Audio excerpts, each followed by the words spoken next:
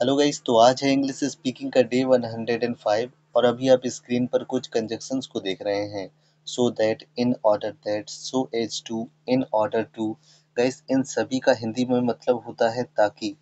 और गाइस, अब कंडीशन ये आती है कि आखिर इनको सेंटेंसेस में यूज कब किया जाएगा और इनके बीच में क्या अंतर होता है, अंतर होता भी है या नहीं होता है। तो गाइस, आज के इस वीडियो में मैं इसी कंफ्यूजन को दूर करने वाला हूँ। अब यहाँ पे मैंने सभी चारों कंजक्शंस को एक एक करके लिख लिया है और अभी मैं आप लोगों को इनका एग्जाम्पल बताऊंगा और बाद में मैं अंतर बताऊंगा। तो सबसे पहले सेंटेंस बना लेते हैं।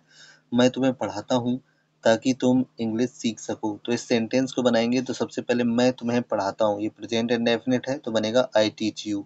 अब लगा दो ताकि की इंग्लिश, सो दैट तुम इंग्लिश सीख सको, यू कुड लर्न इंग्लिश। वहीं जब हम इन ऑर्डर दैट वाला बनाएंगे तो सेम बनेगा, I teach you in order that you could learn English. अभी आप देख रहे हैं कि इन दोनों में कोई अंतर नहीं है, आप एक दूसरी जगह पे यूज कर सकते हैं। लेकिन गाइस, और अभी हम लोग बना लेते हैं सो एच टू और इन ऑर्डर टू वाला।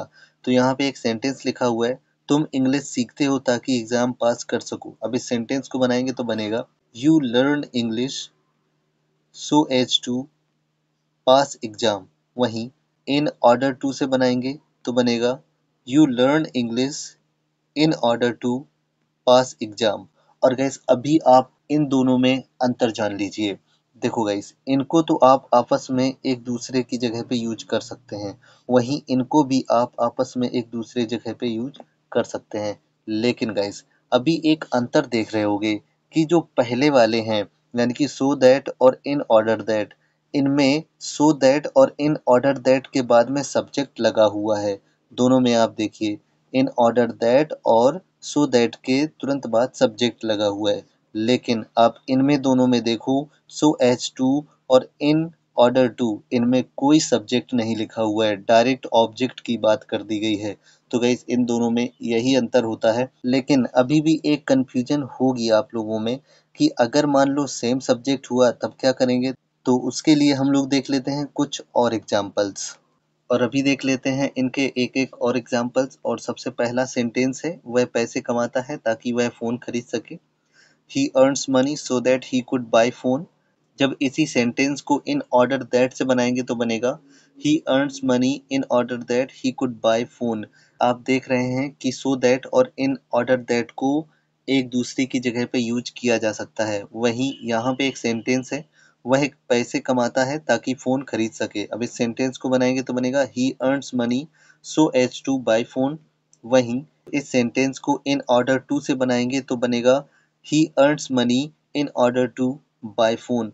गैस, अभी आप देख रहे हैं कि जब सो दैट और इन ऑर्डर दैट लगा हुआ है तो पीछे वाले सेंटेंस में सब्जेक्ट लगा हुआ है।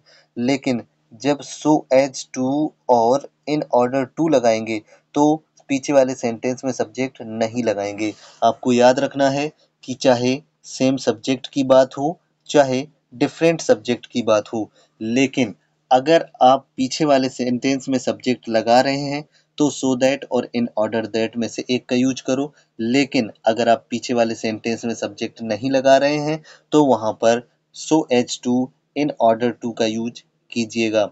गाइस, मुझे उम्मीद है कि आपको कॉन्सेप्ट समझ में आया होगा, इन चारों कंजक्शंस में अंतर समझ में आया होगा। अगर गाइस आपको अंतर समझ में आ गया है तो वीडियो को लाइक कर दीजिए, चैनल को सब्सक्राइब कर लीजिए। अगर आपको जरा सी भी कंफ्यूजन है तो आप कमेंट में मुझसे पूछिए, मैं आपको कमेंट में एक्सप्लेन कर दूंगा। बाय द वे गाइस, मिलते हैं नेक्स्ट वीडियो में, तब तक के लिए बाय, टेक केयर।